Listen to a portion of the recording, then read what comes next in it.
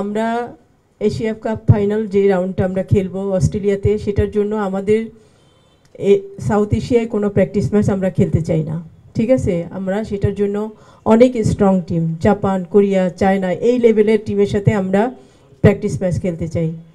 এবং আমরা 2022-এ যখন সাব জিতি, তার আগে কিন্তু আমরা চায়না, কোরিয়া, জাপান এবং সিঙ্গাপুর এই জায়গাগুলোতে আমাদের টিমকে রেখে আমরা ট্রেনিং